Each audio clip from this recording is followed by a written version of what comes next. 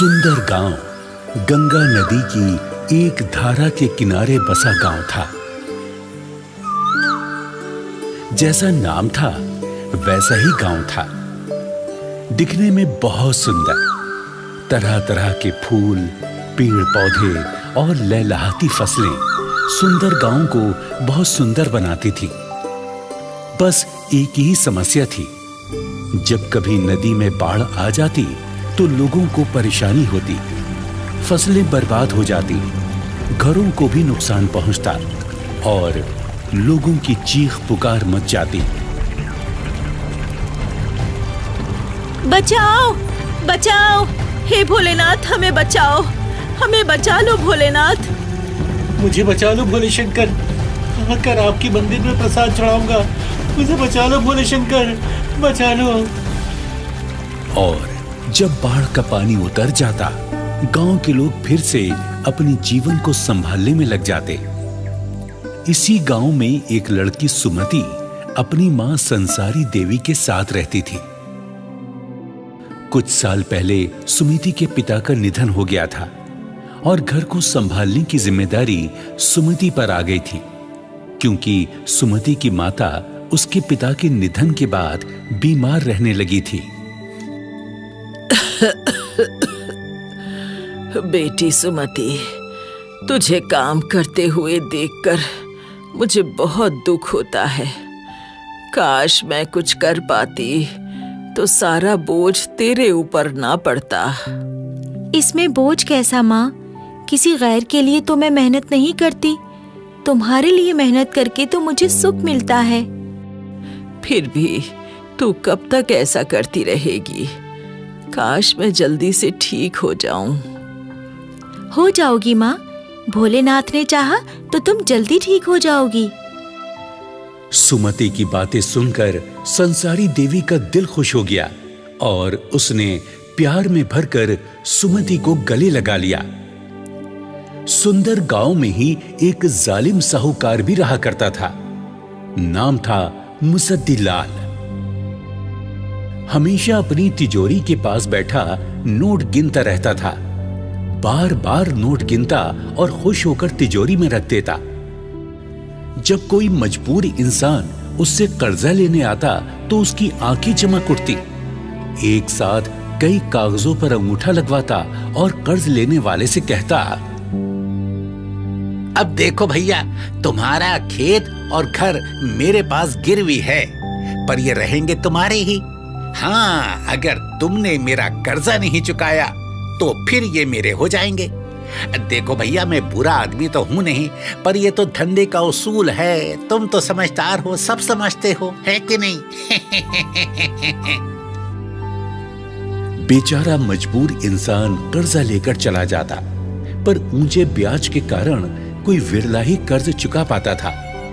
जब कोई तय समय पर कर्ज नहीं चुका पाता तो मुसद्दीलाल उसका खेत और घर हड़प लेता और उस घर पर अपना ताला लगाकर जोर जोर से हंसता।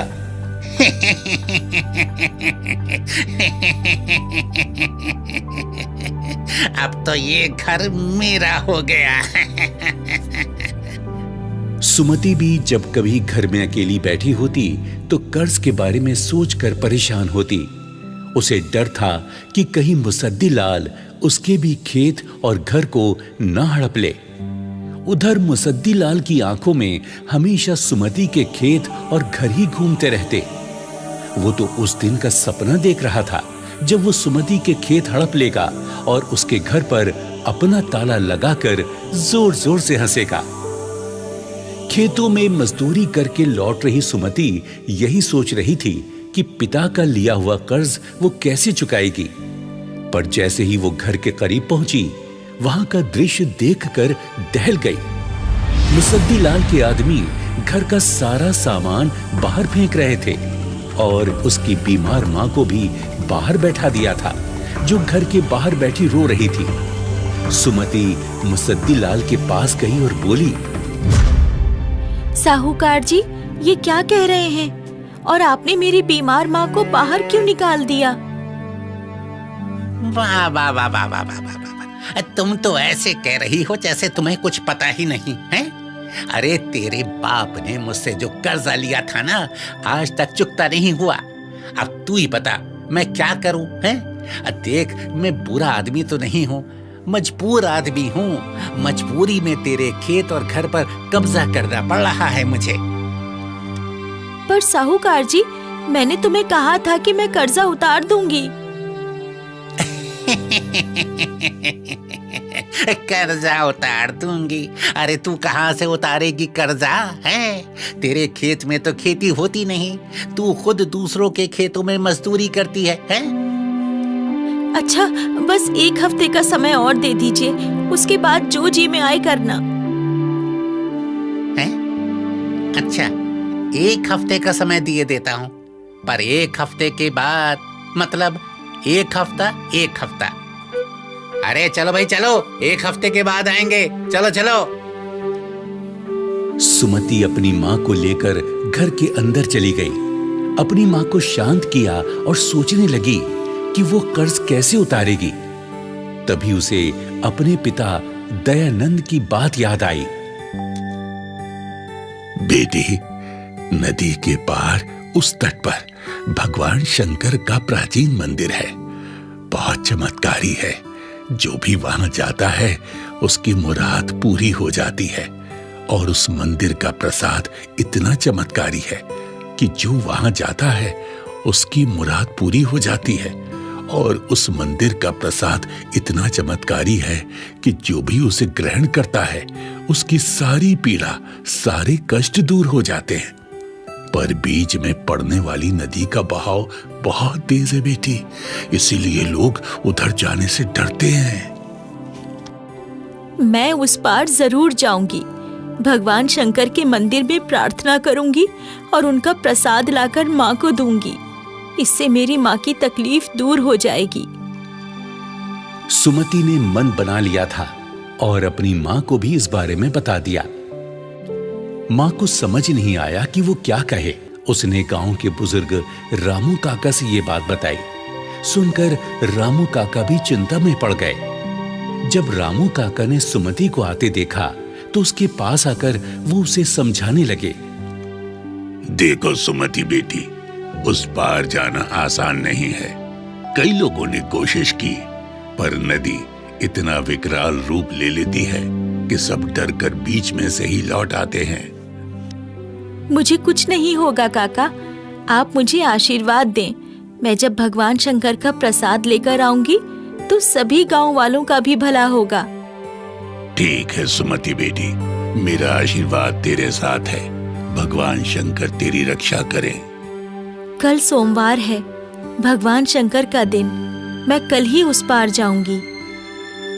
अगले दिन सोमवार को सुमति नदी पार करने के लिए घर से निकली।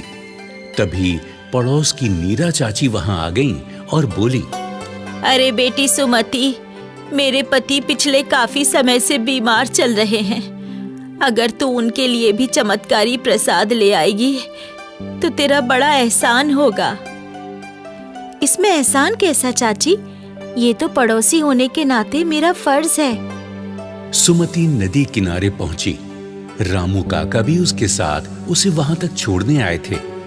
उन्होंने सुमति को आशीर्वाद दिया, पर तभी मुसद्दी लाल की पत्नी वहां आई और सुमति से हाथ जोड़कर बोली, बेटी सुमति, मेरा इकलौता बेटा प्रकाश बहुत बीमार है। मुझे समझ में नहीं आता कि उसकी बीमारी कैसे दूर होगी। तू एक नेक इंसान है।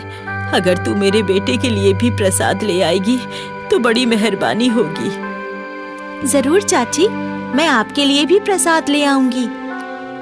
सुमति नाव में बैठी और चप्पू चलाती आगे बढ़ने लगी। नदी का पाट काफी चौड़ा था, उसे पार करना आसान नहीं था। जैसे ही सुमति बीच नदी पहुंची, लहरें तेजी से उठने लगी। उसकी नाव डगमगाने लगी। सुमति ने हाथ जोड़े और प्रार्थना की, हे नदी माता, मुझे उस पार भगवान शंकर के मंदिर में जाने दो। मैं आते हुए तुम्हारे लिए भी प्रसाद लेती आऊंगी। ये सुनते ही नदी की लहरें शांत हो गईं। उन्होंने एक फूल सुमति की नाव में फेंका। सुमति ने फिर से चप्पू चलाने शुरू किए। अब तट करीब ही था कि एक विशाल मछली अपनी दुम सुमति की नाव पर पटकने लगी। सुमति ने दोनों हाथ जोड़कर उससे भी प्रार्थना की। हे मछली रानी, मुझे जाने दो। वापसी पर मैं तुम्हारे लिए भी प्रसाद लाऊंगी। ये सुनते ही मछली दूर चली गई। तट पर पहुंचकर सुमति नाव से उतरी और शिव मंदिर की ओर बढ़ने लगी। तभी उसका रास्ता रोकने के लिए नाग देवता सामने आ गए। सुमति ने उन्हें सिर नवाया और हाथ जोड़कर कहा, हे नाग देवता, मैं तो आपके भगवान शंकर के दर्शन के लिए ही जा रही हूँ। मुझे रास्ता दो। आते हुए मैं तुम्हारे लिए भी प्रसाद लेती आऊंगी। ये सुनकर नाग देवता ने भी सुमति को रास्ता दे दिया। आखिरकार सुमति भगवान शंकर के मंदिर पहुंच गई। वहां पहुंचकर सुमति ने शिवलिंग पर जल और बेलपत्र चढ़ाए और प्रार्थना करने लगी। हे भोलेनाथ, मैं बहुत आस लेकर आपके पास आई हूँ। मुझे अपना आशीर्वाद दो और मेरी माँ के साथ साथ गांव के और भी जो लोग कष्ट में हैं, उनका भी कष्ट दूर कर दो। ये कहकर सुमति ने आंखें बंद कर लीं और मन ही मन प्रार्थना करने लगी। तभी मंदिर की घंटियों के जोर जोर से बजने पर सुमति ने आंखें खोली। देखा सामने साक्षात भगवान शंकर और पार्वती खड़े थे। तुम बहुत नेक बच्ची हो। यहाँ तक आने के लिए खुद कष्ट उठाए, पर अपनी माँ के साथ गांव के दूसरे लोगों के कष्ट दूर करने की प्रार्थना की। हम तुमसे बहुत प्रसन्न हैं। ऐसा ही होगा। तुम्हारी भक्ति अतुलनीय है। कोई एक वरदान मांग लो। भोलेनाथ, हमारे गांव के पास बहने वाली नदी आपकी जटाओं से निकलने वाली गंगा माँ की एक सहायक नदी है। उसके रौद्र रूप में आने पर गांव में बाढ़ आ जाती है। आप वरदान दें कि वो हमेशा शांत रहें। ऐसा ही होगा। भोलेनाथ, मैं चाहती हूँ कि आपका ऐसा ही मंदिर हमारे गांव में नदी के उस पार भी हो। तुम यहाँ पड़े इन पवित्र पत्थरों में से एक पत्थर वहां ले जाओ और उसे वहां रखकर मंदिर बनाओ। वहां पूजा करने वाले को भी वही फल मिलेगा जो यहाँ पूजा करने वालों को मिलता है। ये लो प्रसाद। उन सभी को दे देना जिन्हें तुमने प्रसाद देने का वादा किया है। जरूर माता, आपका बहुत बहुत धन्यवाद। शंकर और पार्वती अंतर्ध्यान हो गए। सुमति ने वापसी की राह पकड़ी। सबसे पहले रास्ते में नाग देवता मिले तो उन्हें प्रसाद दिया और नमस्कार किया। फिर नाव में बैठने के बाद मछली रानी सामने आई तो उसके हिस्से का प्रसाद उसे दिया। नदी पार कर उतरने से पहले सुमति ने नदी की लहरों के लिए भी प्रसाद डाल दिया। गांव पहुंचकर सुमति ने साहूकार की पत्नी को भी प्रसाद दिया। जुग जुग जियो बिटिया, जुग जुग जियो। बेटी सुमति, तुमने मेरे घर के चिराग को बचा लिया। मैं तेरा सारा कर्जा माफ करता हूँ। सुमति ने घर पहुंचकर पड़ोस की नीरा चाची को भी प्रसाद दिया और फिर घर पहुंचकर अपनी माँ को भी प्रसाद दिया। चमत्कारी प्रसाद खाकर सुमति की माँ संसारी देवी भी ठीक हो गई और सुमति के साथ अपने खेतों पर खेती करने लगी। जैसा कि भगवान शंकर ने आदेश दिया था, उनके मंदिर के पवित्र पत्थर को रखकर गांव वालों ने भगवान शंकर का शिवालय बनाया और भगवान शंकर की मूर्ति की प्राण प्रतिष्ठा के दिन सारे गांव वालों ने मिलकर उत्सव मनाया।